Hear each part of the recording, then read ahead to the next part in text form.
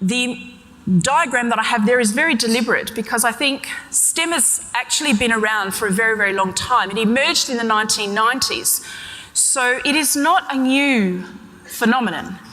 But what's happened over time is it seems to have gained in complexity, and so you see more cogs and more machinations in those trees. As it's evolved over time since the 1990s, initially it was about science, technology, engineering. It was mentioned but not really, didn't get much of a Guernsey, and then mathematics. But what's happened is, you'll see the next rendition of it, is that it's very much focused about science, technology, mathematics. That'd be the 2000s. And now we have the emergence of STEM again, but very much focused on the red E, the engineering. And it's very much about integration. I can say this, lots of other people can't say it, but I will say it. STEM is very much a political and economic agenda. No questions asked. That is its derivation in 1990. That's how it began, and that it hasn't moved from that. So we need to keep that behind the scenes.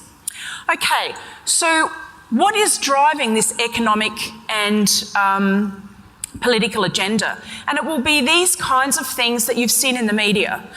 Media release new report shows that alarming STEM skill shortage threatens the new economy. Australia's engineering shortage will get worse.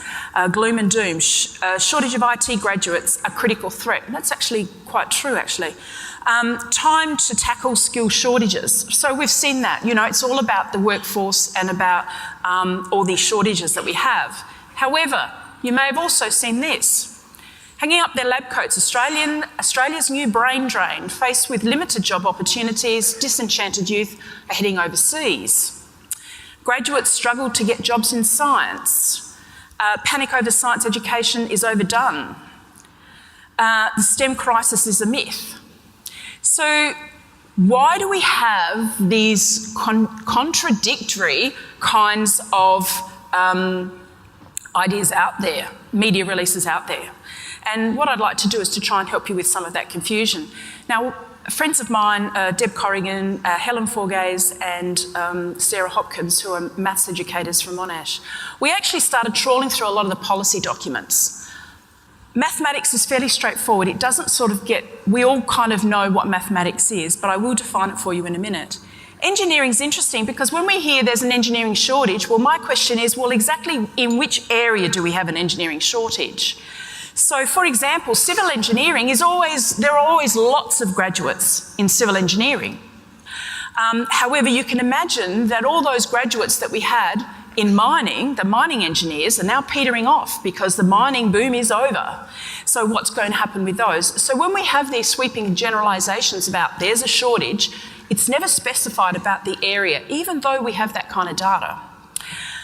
Technology is a really important area as well. We've got design and technology and digital technologies. And again, it's about, we have a shortage in technology, often it's not specified.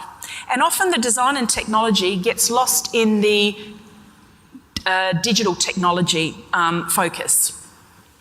Science is where we have quite a grab bag. So science includes biology, chemistry, physics, earth science. They're the traditional ones. And most people, they've been around forever. But things like agriculture, architecture, medicine, and the health professions, which will include nursing, environmental sciences, could also be included. And whether they're included or not makes a huge difference about the numbers that are involved. So, for example, the health professions, if you include that with STEM and you get your nursing profession, they are a huge group, just like teachers are. So the problem is when you go through and have a look at a lot of the data, so a lot of the early work from the Office of the Chief Scientist, for example, didn't actually specify what groups were included and what groups aren't. So whether we've got a shortage or not depends on who you include in the group. That makes perfect sense, but there isn't any consistency with that. So I think when you see these discrepancies, now you know a little bit about what's going on behind the scenes.